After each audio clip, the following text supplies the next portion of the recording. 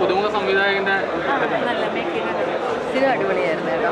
ഒക്കെ വേറെ ലെവലാണ്. ഇൻ്റർവ്യൂവിൽ വരെ നമുക്കൊന്നും മനസ്സിലാവാത്ത പോലെയാണ് ഇരിക്കുന്നത്.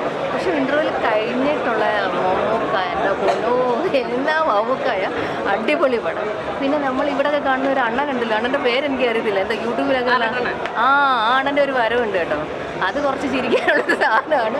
ആണനെ എവിടുന്ന് എന്തായാലും അടിപൊളിയായിട്ട് പുള്ളിക്കാരൻ ചെയ്തിട്ടുണ്ട്. മമ്മൂക്ക ഇൻ്റർവ്യൂവിൽ കഴിയുമ്പോഴാണ് മമ്മൂക്കയുടെ നമ്മുടെ അടിപൊളിയായിട്ട് അടിപൊളി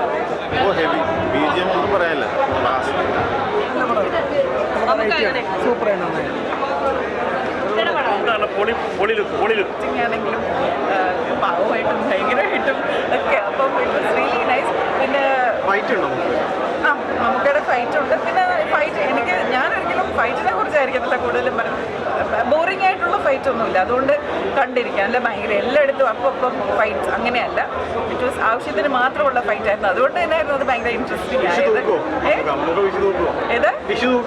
തീർച്ചയായിട്ടും എല്ലാവർക്കും വന്ന് കാണാൻ പറ്റിയ എന്താ എൻഗേജിങ് ആയിട്ടുള്ള ഒരു സിനിമയാണ്. Mammookka was the best. പിന്നെ മമ്മൂക്ക മാത്രമല്ല, എല്ലാവരും നന്നായിട്ട് ചെയ്തിട്ടുണ്ട്. ഡയറക്ടറിനാണെങ്കിലും കൺഗ്രാറ്റ്സ് ഗൗതം സാർ, ഹക്കീം, എല്ലാവരും. സോ എല്ലാവർക്കും നല്ലൊരു വിഷു ആവട്ടെ. ഇത്തവണ മമ്മൂക്കയുടെ ഒരു അടിപൊളി ഗിഫ്റ്റ് ആയിരിക്കും ഈ വിഷു. So very happy to see him back like this you know. And ഇനിയും കൂടുതൽ സിനിമകൾ ഇങ്ങനെ ചെയ്യാൻ മമ്മൂക്കയ്ക്ക് സാധിക്കട്ടെ എന്ന് പ്രാർത്ഥിക്കുന്നു. Bazooka super hit. ബസൂക്ക ഒരു സ്റ്റൈലിഷ് ബസൂക്ക, അതാണ് പടത്തിൻ്റെ ഫൈനലായിട്ട് പറയാനുള്ളത്. ഒരു സ്റ്റൈലിഷ് ബേസിലാണ് പടം പറഞ്ഞു പോണത്. ഒരു ഗെയിം ചേഞ്ചർ റിലേറ്റഡ് സ്റ്റോറിയാണ്. അതായത് ഈ പബ്ജിയുടെ ഒക്കെ വേറൊരു വേഷനിലും 2K കിഡ്സിൻ്റെ ഒക്കെ ഭയങ്കര റിലേറ്റബിൾ ആയിരിക്കും ഫിലിം എന്ന് പറയുന്നത്. അപ്പോൾ ആ രീതിയിൽ പടത്തിനെ മേക്ക് ചെയ്തിട്ടുണ്ട്.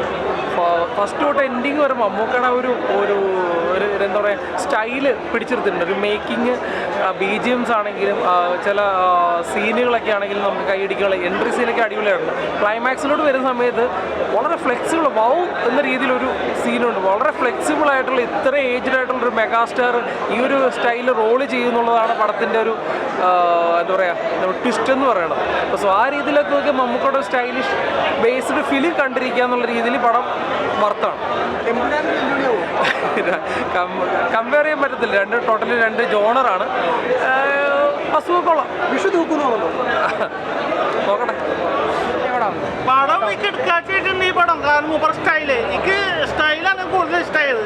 അതിൻ്റെ ബീജം പക്ഷെ ലാസ്റ്റ് നമുക്ക് വില്ലനാണ് ഞാൻ സ്വപ്നത്തിൽ വിതച്ചില്ല. പക്ഷെ സ്റ്റൈല് ഒരു ഇഷ്ടമില്ല. വിഷുവിന് ഇപ്രാവശ്യം അത് കയറും, 10ൽ മേലേക്ക് കയറും ഉറപ്പാ, കാറ്റക്ക് പോവില്ല.